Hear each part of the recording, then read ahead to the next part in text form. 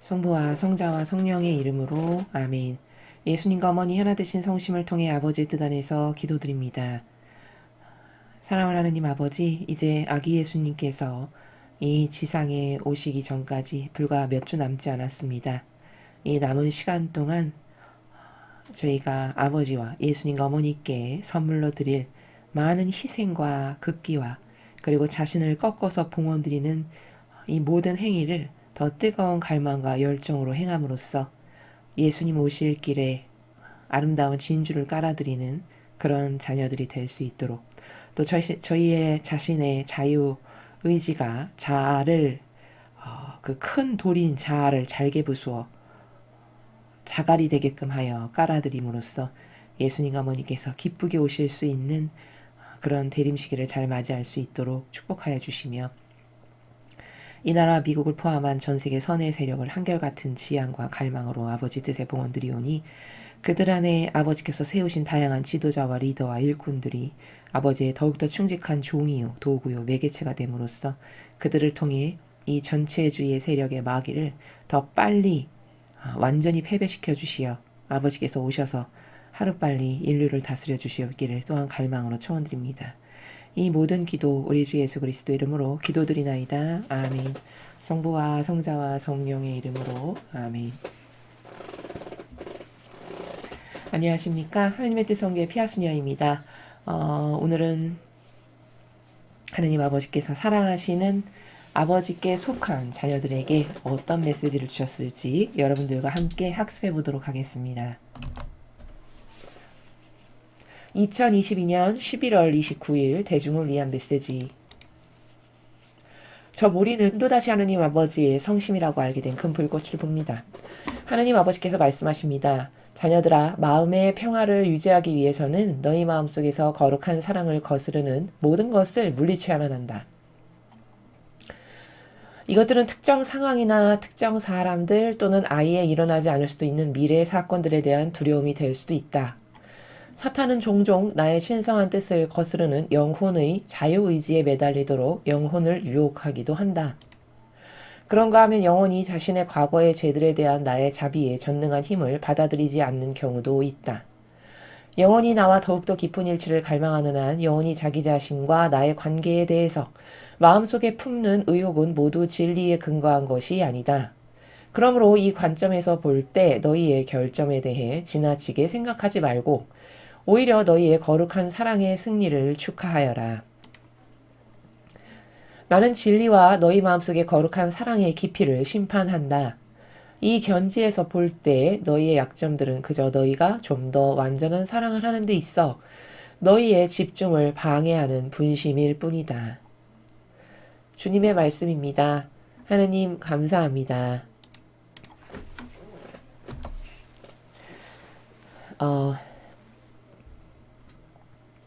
지금 이 오늘 메시지를 보면은 지금 아버지께서 마음의 평화를 유지하려면 거룩한 사랑을 실천해야 되고 오히려 우리는 거룩한 사랑의 승리를 축하하자 이런 말씀을 지금 하고 계시거든요. 그러면은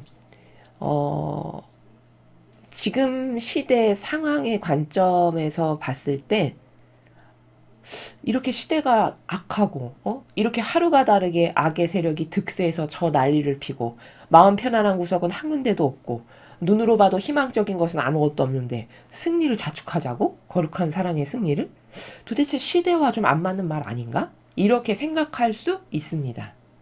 자, 그런데 그럼 왜 하느님은 지금 얘들아 우리는 거룩한 사랑의 승리를 축하하고 자축하고 너는 다 이겼으니까 마음의 평화를 더 유지하고 앞으로 나의 뜻에 이렇게 하나 되어 이 시기를 잘 견디면 된다. 이런 말씀을 그럼 도대체 누구에게 하시는 걸까요? 대상이 중요하다는 말씀을 제가 지금 드리고 싶은 것이죠. 세상이 이러한데 이런 말씀을 하는 건 좀 안 맞지 않나라는 관점이 있을 것 같아서 그러므로 오늘 아버지께서 주시는 이 메시지는요. 여러분이 기뻐하시고 정말 마음의 평화를 가지시고 행복해 하시라고 제가 지연해서 하는 말씀이 아니라 이런 아버지의 관점, 지금 이 말씀을 하시는 의지의 나라에서 봤을 때 이 메시지는요. 선택받은 영혼들에게 주시는 메시지입니다. 선택받은? 그럼 나는 선택받았나? 궁금하시잖아요. 선택받았으니까 야 우리는 거룩한 사랑의 승리를 축하하고 너는 더 마음의 평화를 유지하면 돼. 이런 말을 선택받았으니까 너는 이제 내 안에서 평화를 누리면 된다라는 요 사람에게 해당하는 게 맞지. 저 악에게 합력하고 동조나하고 앞으로 봤을 때 지옥 가는 게 뻔하고 패망하게 딱 좋은데 야 너는 이겼으니까 승리를 자축해. 이런 말 하는 것은 맞지가 않죠. 그쵸? 그렇기 때문에 먼저 오늘 이 메시지의 대상부터 말씀을 드리고 시작을 하면 이 메시지는 선택받은 영혼들에게 주시는 건데 다시 말해 하느님께 선택된 이 강의를 듣는 즉 이 메시지를 믿고 이 메시지를 통해서 아버지께서 주시는 말씀에 따라서 살고 그래서 자기의 정신과 기호 경향 정서를 다 버리고 생활 습관을 바꾸고 정신의 혁명이 일어나길 바라서 자기를 자꾸 고치고 이런 사람이 있죠. 그런 자녀 그 하느님께 선택된 그 자녀들에게 주시는 메시지다라는 겁니다. 그래서 이 메시지를 듣는 여러분이 해당이 되시니까 여러분은 기뻐하십시오. 여러분에게 주시는 메시지니까 제가 이렇게 말씀을 드리는 거라는 거죠. 그리고 이 맥락이 맞는 게 아버지는 몇 달 전인가요? 제가 지금 정확히 날짜를 기억을 못 하겠는데 여기서 주시는 메시지 중에 나는 이미 하늘에서 선택을 끝냈다. 이런 메시지 말씀하신 적 있습니다. 혹시 시간이 되시는 분들은 찾아보셨으면 좋겠는데요. 아버지는 분명히 나는 천상에서 내가 선택을 끝냈다. 이제 너희가 선택할 일만 남았다. 이런 메시지를 말씀하신 적 분명히 있었습니다. 고로 선택하셨다는 거죠. 그 선택한 영혼들, 아버지께 선택된 쟤는 내 자녀고 이 메시지를 믿고 나에 대한 확신과 신뢰와 갈망과 열정으로 하나 되길 바라고 이렇게 해서 선택하신 그 선택된 백성에게 주시는 메시지다라는 겁니다. 그러므로 이 메시지를 듣지도 않고 거부하고 반대하며 인정하지도 않는 사람들은 당연히 해당 사항이 되지 않는다는 거예요. 그래서 이 강의를 들으시는 여러분이 해당 사항이 되니까 여러분은 더 마음의 평화를 가지고 더 기뻐하시고 더 하느님과 하나 돼야 되겠다. 더 많은 인간적인 걸 버려야 되겠다. 요렇게 그 목적성을 똑바로 구체적인 그 심지를 가지고 그 목적을 향해서 매일 기쁘게 행복하게 그러나 더 하나님과 하나 되려는 다양한 희생을 하고 고통을 사랑하는 요 정진하는 노력이 필요하다라는 것을 결과론적으로 여러분에게 서두에 말씀을 드리고 이제 이 메시지를 해설하겠습니다. 그래서 이제 대상이 누군가를 말씀을 드렸고요.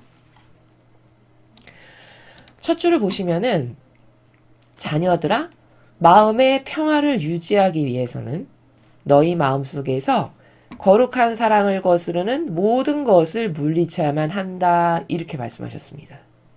자, 내가 마음의 평화를 갖기를 원해.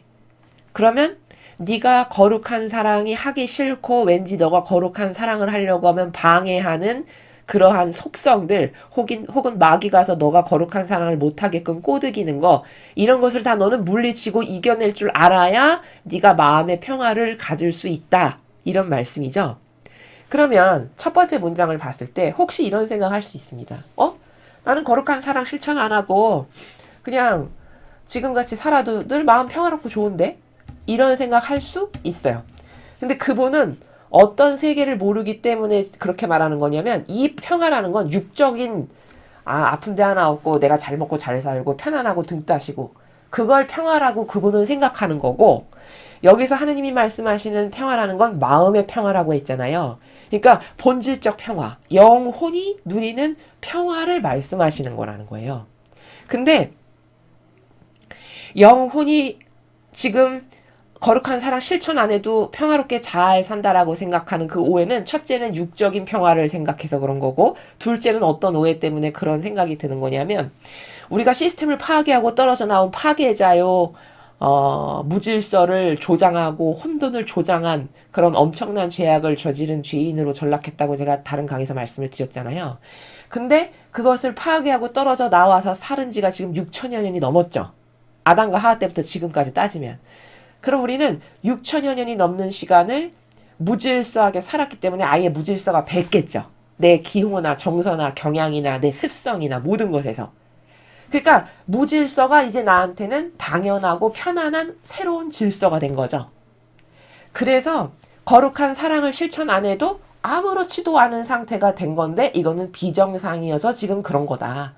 본래 내가 그런 사람으로 창조된 게 아니고 본래 나를 잃어버렸기 때문에 이런 사랑 실천 안 하고 살아도 난 평화롭고 잘 먹고 잘 살고 지금도 문제없고 괜찮은데, 이렇게 생각하는 것은 마치 이 팔을 하나 묶어놓고 수십 년 한쪽 팔만 쓰면서 살면은 처음에는 조금 불편하겠지만 수십 년 지나면 오히려 팔 하나만 쓰는 거 사는 게 편안한, 그래서 그게 원래 나라고 생각하게 되는, 이것과 똑같은 상태가 됐기 때문에 내가 사랑 실천 안 하고 살아도 나는 괜찮은데 라고 생각하는 요 오해 가운데 지금 있는 거다라는 겁니다. 자, 그럼 원래 우리는 평화를 유지하려면, 내 영혼이 평화로우려면, 그리고 여기서 말하는 평화라는 거는 기본 전제 개념이 뭐냐면, 영적 개념이 뭐냐면 하느님과 나와의 관계에서 소통에 있어서 그분과 교감을 하고 소통을 하고 대화를 나누고, 그래서 아버지 말씀을 알아듣고 아버지가 조금 불편하시면 아버지가 지금 어디 불편하신가? 이렇게 민감하게 느낄 수 있는 요런 관계가 내가 지금 되고 있다면 그 사람이 하느님과의 관계에서 평화를 유지하고 살아가고 있는 거고, 고로 영혼이 평화로운 상태라는 거거든요. 그게 기본 전제고, 또 여기서 말씀하시는 평화라는 것은 원래 너는 나를 닮아서 내가 만들었기 때문에 하느님의 속성 자체가 사랑이시잖아요. 그렇죠? 그러니까 너는 나를 닮은 존재로 내가 내 아들이요 딸을 만들었기 때문에 너도 사랑을 실천하는 게 아예 당연한 그런 거룩하고 아름다운 영혼으로 만들었기 때문에 네가 그 거룩한 사랑을 실천하면 영혼이 정돈되어 있는 것처럼 편안하고 거기서 안락을 느끼고 행복하고 기쁨을 느끼는 이런 존재였다라는 그런 말씀을 지금 하시는 거라는 겁니다. 자, 이해되시죠? 그래서 지금 첫 번째 문장에서 오해를 가져올 오류적 개념이 뭔가를 설명했고, 올바른 평화가 뭔가를 설명했고, 그래서 다시 그 본래 우리가 만들어졌던 본연의 나를 회복하는 것은 나는 원래 거룩한 사랑을 실천하고 그 사랑의 행위를 할 때 평화를 느끼게끔 창조된 존재였다는 것. 그래서 그때로 되돌리는 것을 지금 말씀하시는 것이다 라는 겁니다. 자, 그래서 정리하면 여기서 마음의 평화를 유지하기 위해서의 요 평화는 요약 정리하면 이런 거죠. 일체가, 내가 행하는 그 모든 것의 일체가 하늘을 위해서 사는 것을 할 때, 그때 비로소 내 마음과 영혼이 평화롭고 가지런하게 정돈되는 것이다. 그게 원래 우리의 본적지다 라는 것을 우리가 여기서 발견해야 된다라는 내용입니다. 자, 그래서 너가 그런 평화를 유지하려면 너는 원래 거룩한 사랑을 수행함으로써 그런 평화를 가져오는 존재로 내가 만들었기 때문에 너가 그런 거룩한 사랑을 못하게끔 방해하는 것을, 그게 사탄이 그렇게 하는 건데 너의 마음 안에서 물리쳐고 이겨낼 수 있어야 된다. 그래야 너가 평화를 쟁취할 수 있는 거야. 이런 말씀이시죠? 그러면 여기서 이제 그 거룩한 사랑을 방해하는 것을 거스려야 된다고 했을 때 여러분이 가장 쉽게 그러면 지금 내가 그런 거룩한 사랑을 수행함으로써 평화 가운데 있는가를 스스로 점검해 보실 수 있죠? 그럼 점검했을 때 대다수의 인간이 가장 먼저 해결해야 될 첫 번째 과제는 뭐냐면 누군가를 미워하는 사람이 있다. 그러면 여러분은 평화를 얻을 수가 없습니다. 그렇죠? 그러니까 누군가를 미워하는 게 해소가 안 되고 청소가 안 됐어. 그러면 그런 사람에게는 평화가 있을 수가 없고, 또 그런 평화가 없으면요, 결국엔 누구 손해냐면 내 손해인데, 왜냐하면 내가 그런 평화가 없으면 하느님 아버지는 나에게 오실 수가 없어요. 왜냐하면 하느님과 속성이 이질적이기 때문에 하느님과 닮고 아버지의 속성을 가지고 있는 자녀에게 아버지가 가시기가 쉽지, 아버지하고 정반대되는 속성을 가지고 있는 사람에게 오시기는 어려운 거죠.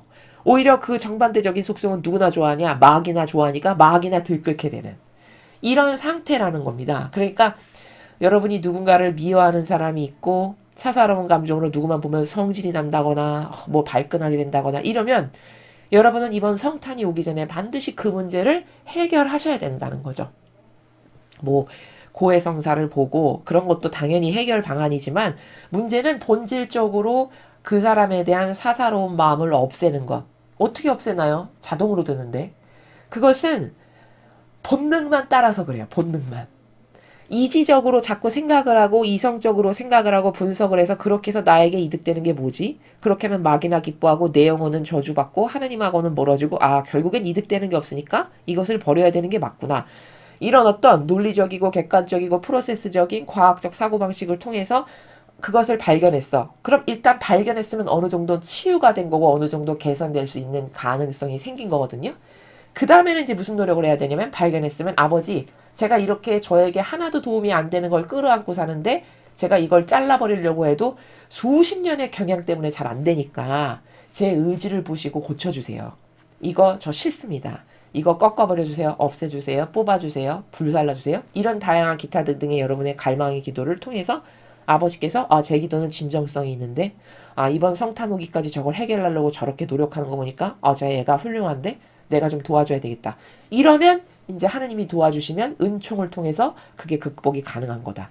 요렇게 프로세스가 있다는 겁니다. 극복해 나가는. 이제 그렇게 하는 것이고 그 다음에 여기서 또 하나 중요한 객관화를 해서 좀 관점을 확장시켜야 되는 두 번째는 뭐냐면 보통 사람이 거룩한 사랑을 거스르는 건 없어야 돼. 그러면 자비만을 생각하잖아요. 근데 사랑만 하는 것을 여기서 거룩한 사랑이라고 말씀하신 것이 아니라 여러분 공정한 정의를 추구하는 것도 거룩한 사랑을 구현하는 겁니다. 그러니까 제가 말씀드리는 정의를 수호하고 추구해야 된다는 건 뭐냐면 예를 들어 지금과 같은 현실이면 이 나라의 불손한 세력, 하느님의 뜻에 반하는 이 불손한 세력을 위해서 여러분이 희생을 하고 극기를 하고 고행을 하고 뭐 단식도 하고 기도도 하고 이렇게 하는 것도 여러분은 거룩한 사랑을 지키는 거라는 거예요. 근데 사람은 단편적이어서 보통 사랑 그러면 잘해주는 거, 기쁜 거, 행복한 거, 좋은 거 이런 것만 생각하거든요.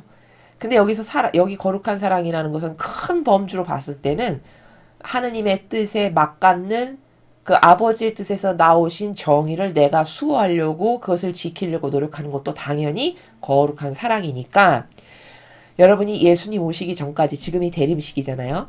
예수님 오시기 전까지 자신을 희생하는 예물 준비를 열심히 하시라는 거죠. 그러면 뭐 예를 들면 개인적 관점에서 봤을 때는 그 예물 준비는 뭐가 될 수 있냐면은 예수님 오실 때까지 이제 성탄 때까지 저는 저 자신을 위한 것은 일절 안 하고 희생 봉헌만을 요 기간만이라도 드리겠습니다. 해서 희생을 열심히 하든가. 이게 예수님이 오실 그 길에 깔아드리는 많은 아름다운 진주고 보석이고 선물이고 이런 거거든요. 이런 다짐을 좀 해서 그걸 실천해도 되고요. 또 정의적 관점에서 봤을 때는 이 나라를 위해서 애쓰는 많은 우파의 뭐 유튜브 채널들 있으시잖아요. 거기 가서 여러분이 구독도 눌러주고 좋아요도 눌러주고 거기다가 올바른 이 진리에 근거한 댓글도 달고 열심히 지지합니다. 응원합니다. 뭔가 좀 이렇게 쓰고 그들을 위해서 기도도 하고 단식도 하고 이렇게 해서 하느님께 많은 희생과 극기와 배상과 보석의 제물을 드리면 그것을 가지고 아버지께서 정의에 반하는 것들을 다 쓸어버리실 수 있잖아요. 이 나라에서. 또 미국을 포함한 인류에서. 그럼 그게 아버지의 거룩한 사랑을 구현하는 거다라는 거죠. 이렇게 이 하느님의 나라를 구현하는 거는요. 사람은 막연하고 피상적인 사고방식이 굳어버리다 보니까 그냥 아무것도 안 해도 하나님의 나라가 오시겠지. 이렇게 생각하거나 그거는 뭐 아버지가 하실 일이지 내가 뭐 거기에 도움될 게 뭐가 있어. 이렇게 생각을 하기가 십상이라는 거죠. 그러나 아버지의 나라가 오실 수 있도록 내가 올바르게 반영하고 돕는다는 것은 어떤 이런 구체적인 행위가 들어가야 되는 거지. 손 놓고 넋 놓고 아무것도 안 하고 가만히 있는데 아버지 나라가 오시겠지 때가 되면 이거는 너무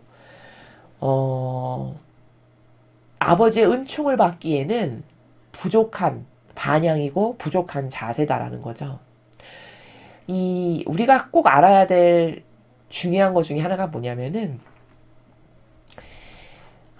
하느님은요 좋아하시는 어떤 속성이 있어요. 아버지가 좋아하시는.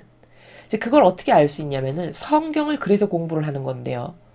성경을 통해서 하느님께 많은 축복을 받고 아버지가 인정하신 인물들을 통해서 그들의 속성 분석을 하잖아요. 그럼 아버지는 이런 사람 좋아하시는구나. 이런 사람에게 큰일을 맡기시는구나. 이런 영혼을 축복하시는구나를 알 수 있어요. 근데 공통적인 그들의 이제 사람마다 고유성이 있기 때문에 고유한 특징도 있지만 그들의 공통적인 특징도 취합해서 말을 할 수 있는데 그 중에 하나가 뭐냐면은 하느님은 열정적인 사람을 좋아하세요. 그러니까 막 예언자들을 보면은 막 엘리야를 보세요. 막 나가서 혼자 막 수백 명하고 막 싸우죠. 그게 열정적이지 않고 어떤 적극적인 사고방식이 아니다라면 그렇게 할 수 있나요? 그렇게 절대 할 수 없어요. 그렇죠? 그래서 저주받은 사람이 사울 왕이에요. 사울 왕을 보면은 전쟁터에 나갔는데 뒤주 같은데 뒤에 숨죠.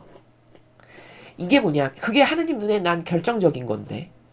한 나라의 왕이 돼서 기껏 한다는 짓이 무서우니까 전쟁 나갔는데 뭐 뒤에 숨는 이런 행위는 한다는 거죠. 이걸 보시고 아버지께서 그 이전에도 눈에 나는 짓을 여러 번 했었는데 그걸 보시고 쟤는 안 되겠다. 그걸 아웃시키고 그래서 새로 다윗을 뽑으신 거예요. 근데 다윗을 보십시오. 16살인데 돌멩이 하나 들고 나가서 싸우죠. 얼마나 적극적이에요. 얼마나 열정적입니까? 그냥 아버지를 위해서라면 그냥 두 팔, 다리 다 걷어붙이고 저는 뭐든지 합니다. 이런 액션이 나오잖아요. 하나님은 이런 사람을 쓰신다는 거예요. 이런 속성이 있는 사람. 그런 사람을 큰 일꾼으로 쓰시고 그런 사람을 사랑하시고 그런 사람을 곁에 두십니다. 그게 공통점이에요.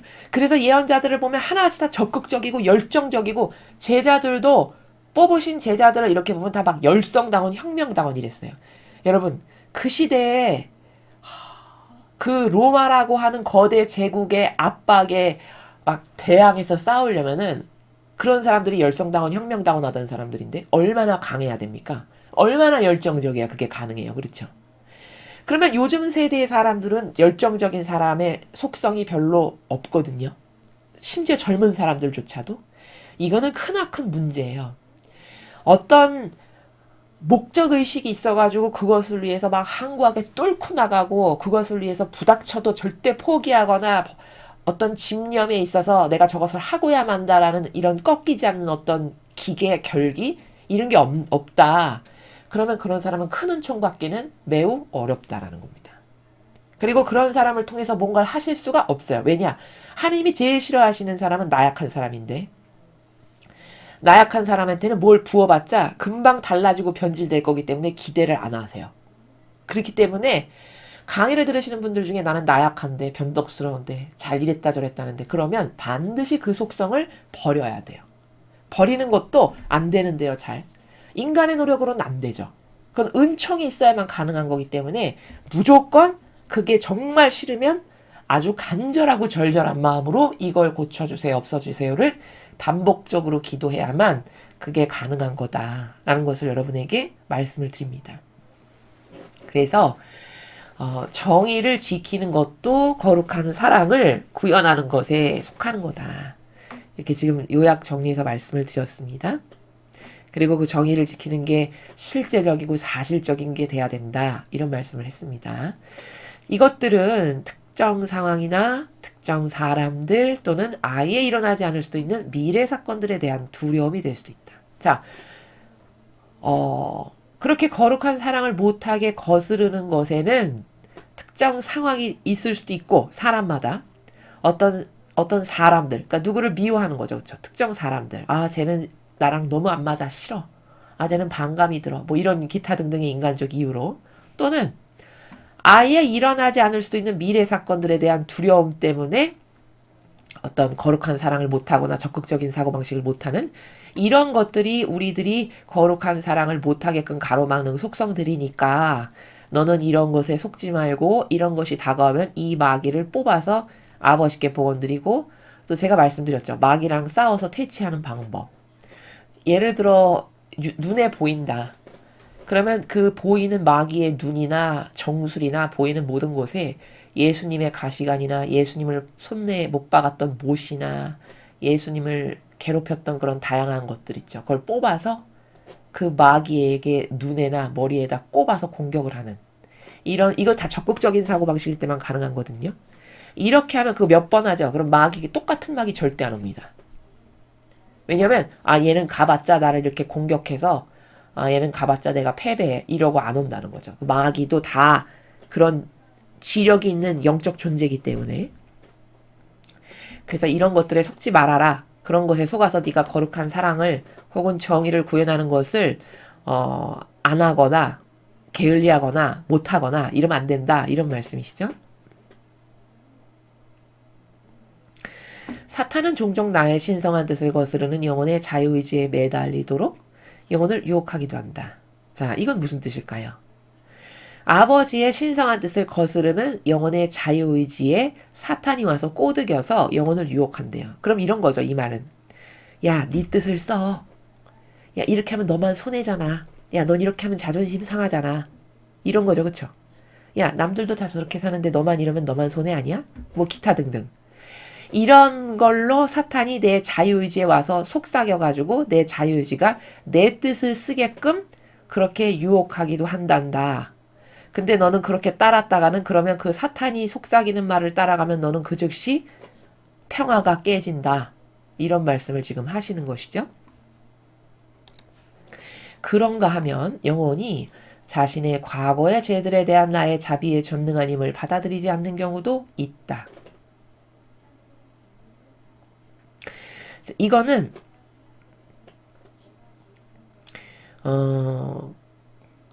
이런 거예요. 나 같은 이렇게 큰 죄를 진 사람은 없겠지. 이런 사람을 아버지는 싫어하실 거야. 나같이 이런 큰 죄인을 아버지는 싫어하시고 축복도 안 주실 거야. 예를 들면 이런 거. 그런 거는 하느님 자비의 전능함을 믿지 않아서 그런 거라는 거예요. 그러니까 이런 겁니다. 원리는 하느님의 자비보다 더 큰 것은 없어요. 고로 내가 진정성의 나라에서 회개를 했죠? 그럼 하느님은 인간하고 다른 게 뭐냐면 인간은 이렇게 이 어떤 돌아보는 그런 역겨운 속성이 있는데 무슨 말이냐면 누가 나한테 나 이런 거 잘못했는데 미안해 이렇게 말을 했잖아요. 그러면 하느님과 똑같은 속성이면 저 사람이 저렇게 나한테 미안하다고 하니까 그래 됐다. 그 사과를 받아들이고 다시는 그것에 대해서 언급 안 하면 되거든요. 근데 인간은 어느 정도로 나약하고 변덕스럽고 이상한 사고방식을 하냐면 그렇게 했다가도 어떤 계기가 돼서 불꽃이 딱 튀죠? 그것과 관련돼서 어떤 일이 다시 이렇게 딱 동기부여가 되죠? 그러면 40년 전, 50년 전 거 꺼내서 또 얘기하죠. 그렇죠? 당신 말이야 예전에 이랬는데 나한테. 당신이 나한테 옛날에 이렇게 했는데 기억나? 이렇게 그죠? 이게 하느님하고 다른 거예요. 근데 아버지는요. 그러니까 인간이 나는 이런 거 용서 못 받을 거야. 왜 이런 생각을 하냐면요. 자기랑 하느님을 똑같은 수준으로 생각해서 그래요. 인간은 그렇게 저열하고 저급한 사고방식을 쓰기 때문에 진정성으로 회개하고 뉘우쳐도 또 끄집어내서 또 끌어다가 쓰는 이런 걸 자기가 갖고 있기 때문에 하느님도 그러실 거라고 생각해서 그러는 거거든요. 근데 하느님은 절대 그렇지가 않으세요. 네가 정말 절절히 진실로 뉘우쳐서 나는 너무 역겨운 아버지 앞에 대죄인입니다. 이렇게 해서 뉘우쳤자니? 그럼 아버지는 나는 네가 무슨 죄 저질렀는지 기억도 안 난다. 이렇게 하신다는 거예요. 이 내용에 대해서 이 메시지를 통해서도 아버지는 말씀하신 적이 있으시거든요. 그래서 뉘우치는 것만으로도 충분하다라고 말씀하셨어요. 여기 메시지에서도. 예전에. 그럼 하느님이 그런 분이시라는 거를 진짜 믿으면 진실로 뉘우쳤으면 그걸 뒤돌아서 끄집어 보는 일을 안 해야 되겠죠. 그렇죠? 근데 하느님의 그 자비를 안 믿으니까 왜? 자기가 그런 수준의 사고방식을 하니까 남도 그럴 거라고 생각하는 이런 함정에 빠져서 이런 건 용서 못 받을 거야를 계속 반복한다는 거죠. 그건 하느님 입장에서 봤을 때 쟤는 내 자비를 안 믿는구나. 나를 신뢰 안 하는구나. 이렇게 보신다는 거예요. 그래서 자비의 힘을 받아들이지 않는 거란다. 영원히 과거의 무익한 죄들에 대해서 계속 끄집어서 말하는 것은 이런 나라입니다. 그래서 이거 천상의 책에도 나옵니다. 과거 것을 끄집어내는 것에 대한 무익성에 대해서 1권에 나옵니다. 그러니까 참고하시면 되고요. 영혼이 나와 더욱더 깊은 일치를 갈망하는 한 영혼이 자기 자신과 나의 관계에 대해서 마음속에 품는 의혹은 모두 진리에 근거한 것이 아니다. 자, 이건 무슨 뜻일까요? 이런 거예요. 예를 들어 어떤 영혼이 하느님만을 그냥 갈망해. 더욱더 깊은 일치를 위해서 하느님만을 그냥 갈망하고 희망하고 믿고 온통 거기에만 올인하고 그거 하나 단 하나만을 만족으로 삼고 이런다. 그런데 그런 영혼이 과거 것을 끌어다가 나는 용서 못 받을 거야. 이런 기타 등등의 어떤 그것 말고도 다양한 어떤 죄악의 그 마귀의 속삭임에 넘어가는 거는 다 진리에 근거한 것이 아니라 인간적으로 자기가 오해가 있어서 끌어오는 개념이라는 것을 말씀하시는 거예요. 그래서 왜 그 천상의 책도 보면은 루이사 피카레타가 그런 영혼이 있잖아요. 여기 보면은 그냥 하느님과 일치를 갈망하는 오로지 그것밖에 목적이 없죠. 그냥 예수님만 찾고 예수님만 바라보고 사랑하고 예수님 안 오시면 막 애걸복걸하고 이런 나라에서 살아가시잖아요. 근데 가끔 그분이 보면은 나는 너무 나를 돌아보면 너무나도 역겨운 죄인인지라 나를 보면 내가 너무 사악하게 그지없어서 하나님은 예수님은 나를 싫어하실 거야 뭐 이런 생각이 든다는 고백을 하시는 그런 부분이 있어요. 바로 그런 것을 두고 지금 말씀하시는 거거든요. 근데 지금 아버지는 그렇게 나를 자꾸 갈망하고 사랑하고 하나 되기를 원하는데 그거 이외에 이것에 반하는 기타 등등의 부잡다한 그런 다양한 생각들 그걸 지금 아버지는 여기서 마음속에 품는 의혹이라고 표현하신 거예요. 그 나라를. 그런 다양한 기타 등등의 의혹은 다 진리에 근거한 게 아니고 너의 상상, 너의 뇌피셜, 너의 인간적인 정의, 잘못된 너의 선 이런 거다. 그러니까 너는 그것에 휘둘려가지고 나랑 하나 되기를 갈망하는 이런 것에 목적을 가는 데 있어서 방해가 되거나 그게 장애가 되거나 그것을 에너지를 떨어지게 한다거나 그러면 안 된다. 이런 말씀을 하시는 거라는 거죠. 그래서 그 루이사 피카레타님의 그 문제가 뭐냐면은 천상의 책을 통해서 우리가 발견할 수 있는 문제가 뭐냐면은 하느님을 신뢰 못하는 거예요. 그런 어떤 전전긍긍의 나라가 그렇죠? 여기 지금 말씀하시잖아요. 네가 자비의 전능한 힘을 받아들이지 않는 거지. 과거 걸 자꾸 얘기하는 건. 과거의 너의 죄를. 이를 말씀하시잖아요. 똑같은 거거든요. 하느님은 다 이미 다 용서하셨고 다 괜찮다고 하고 나는 너를 사랑하니까 너를 절대 안 떠난다. 그러니까 너는 힘들어하지 마라. 따라 용기를 내라. 이렇게 계속 말씀하시잖아요. 그럼 그냥 그 말을 단순하게 믿으면 되는데 그 단순하게 그 말씀을 믿지 못하는 그 고통은 스스로 불러드리는 거지 예수님이 주시는 게 아니라는 거예요. 그러니까 그런 분까지도 그 초반에 보면은 영성의 단계가 후에 진보하면 어떻게 될지 모르겠지만 그 초반에 앞부분에 보면은 그런 도전을 하는 데 있어서 개선해야 될 것들이 그런 것들이 보인다는 말이죠. 그런 게 다 뭐냐면 하느님을 인간이 신뢰하지 못해서 스스로 그 믿음이 없는 고통을 불러들이는 이런 것을 하면 안 된다. 그건 악에게 속는 거다. 이런 말씀을 하시는 겁니다. 그래서 요 문장, 마지막 요 문장을 정리하면요. 이렇게 말씀드릴 수 있어요. 너희들이 나를 갈망하지 않고 살아갈 때는 다 쓸데없는 생각이나 하면서 살아가는 순간이니까 그런 건 다 무익한 거고 아무 필요도 없고 너에게 도움도 안 되고 하느님도 기뻐하시지 않고 마귀만 좋아하는 일이니까 그러니까 너는 그런 무익한 것을 하지 마라. 갈망하지 않는 모든 순간은 다 무익한 순간이다. 오히려 나를 갈망하는 데만 더 열정과 에너지를 쏟아라. 그런 말씀입니다. 요 마지막 문장이. 그러므로 이 관점에서 볼 때 너희의 결점에 대해 지나치게 생각하지 말고 또 말씀하시죠. 이 요 관점에서 봤을 때 너의 결점에 대해서 지나치게 거기에 함몰돼가지고 이런 것은 안 될 거야 이런 거 하지 말고 오히려 너의 거룩한 사랑의 승리를 축하해라. 자, 오히려 거룩한 사랑의 승리를 축하해라. 이게 무슨 말일까요? 오히려 너희의 거룩한 사랑의 승리를 축하해라. 아까 제가 서두에 말씀드린 힌트를 캐치하셨으면 아실 텐데 지금 요 문장은요. 이런 겁니다. 너는 예전에 아버지가 주신 메시지에 근거하면 나는 세상에서 나에게 속한 하나된 영혼들을 나는 이미 선택을 했다. 문제는 이제 너희들이 나를 선택하는 일만 남았다. 이렇게 말씀하셨거든요. 그러니까 너는 내가 선택을 했어. 그러니까 이제 선택됐으니까 기쁘고 평화를 누리면 되는 거죠. 우리 입장에서는. 그러니까 너는 이제 평화를 누리고 너가 일평생 나를 갈망하고 이 진리만의 근거에서 모든 것을 행하고 발견하고 너를 고치고 없애고 이런 것에만 열정을 쏟고 그런 것에 너가 항구하고 지속적으로 노력한 그런 것을 통해서 거룩한 사랑을 네가 구현한 그래서 내가 너를 선택한 것을 너는 자축해라. 그 승리를 축하해라. 마음의 평안을 누리고 이런 말씀이에요. 그런데 이제 우리 입장에서 봤을 때는 내가 선택받은 것을 모르잖아요. 왜냐면 불가시적인 영원성의 나라에서 있는 일이니까 내 눈에 보이지가 않으니 나는 알지를 못하죠. 그러니까 나는 그리고 세상은 여전히 이렇게 악으로 득실득실하죠. 좋아지고 나아지고 개선되는 건 하나도 보이지가 않죠. 그러니까 내 입장에서는 세상은 이렇게 여전히 악한데 달라진 건 하나도 없는데 교회는 저렇게 나날이 악하고 점점 더 마귀하고 하나만 되는데 진짜 어느 곳 하나 마음 편안할 곳이 없구나. 이렇게 생각하면서 뽑혔어도 나는 모르는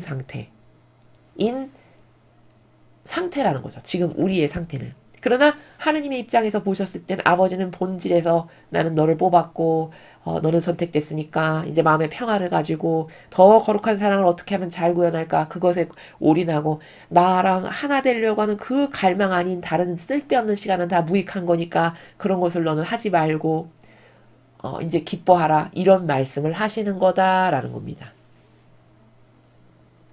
이해되시죠? 요 마지막 문장을 제가 아까 서두에서 이 설명 들어가기 앞서에 집약해서 말씀을 드린 겁니다. 나는 진리와 너희 마음속에 거룩한 사랑의 깊이를 심판한다.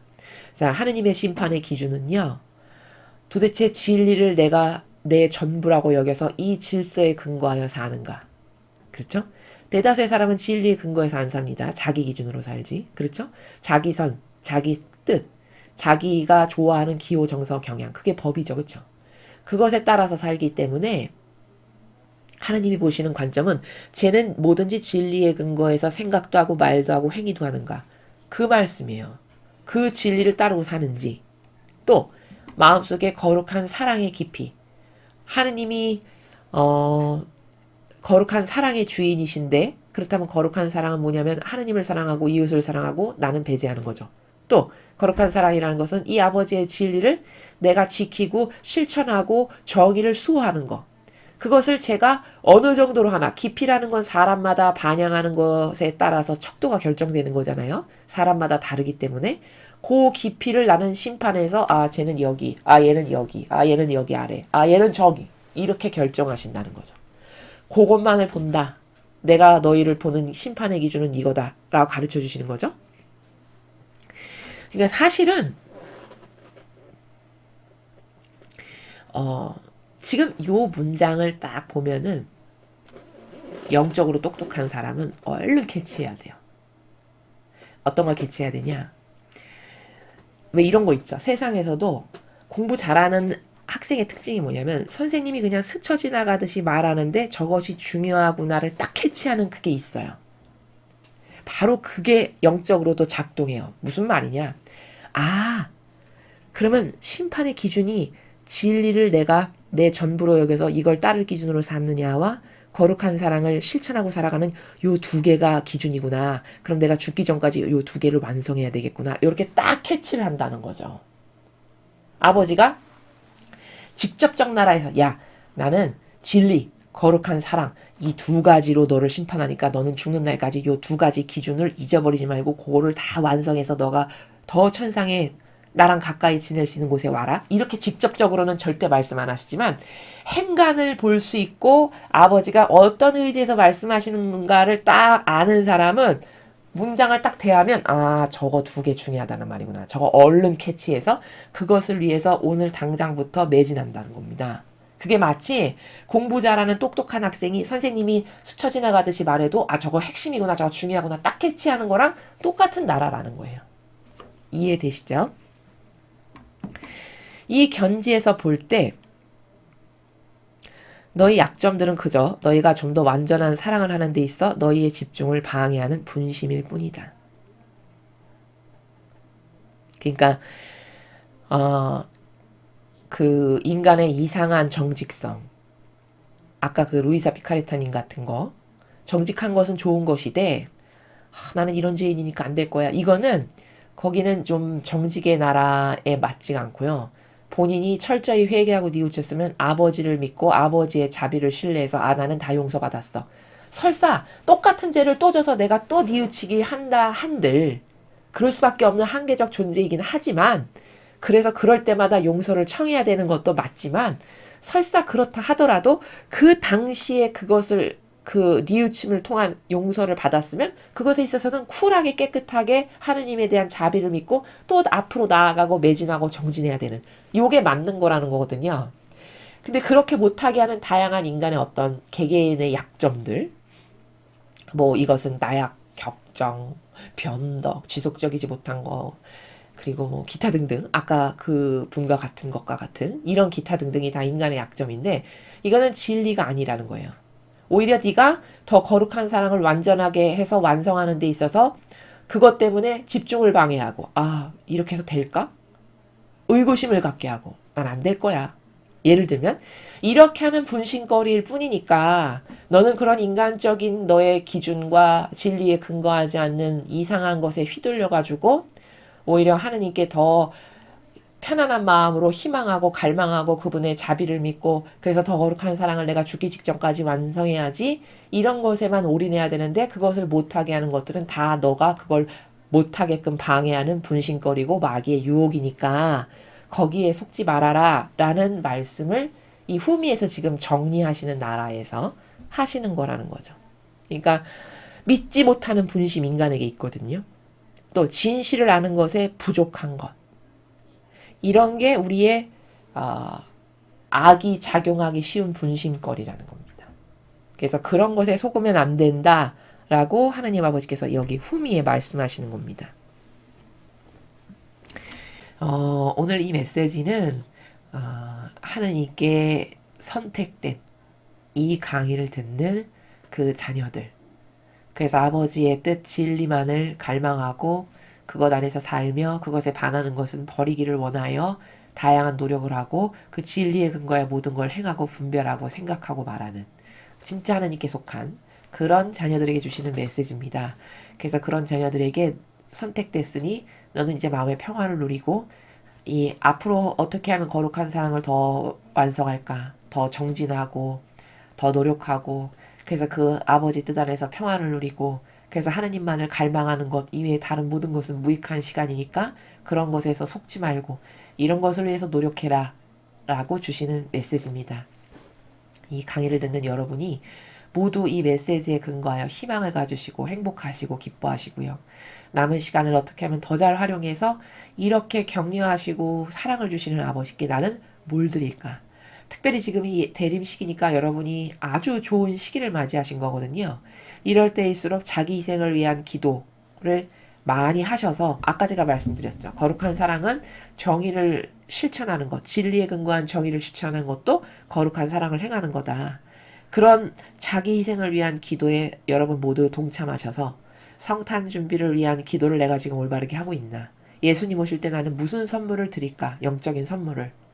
저는 저를 꺾어서 이런 것도 했고요. 이런 것도 했고요. 이런 것도 자아를 꺾어버렸고요. 이런 걸 좀 드려야 되잖아요. 예수님 오시는데, 그쵸? 빈손으로 아무것도 없이 그냥 있으면 죄송하잖아요. 그 큰 사랑을 안고 오시는데. 나는 그런 준비를 지금 잘하고 있나. 여러분 이런 걸 돌아보시고, 하나님은 우리를 위해서 이토록 많이 노력하시는데, 오히려 아버지께서 거꾸로 갈망을 하시죠.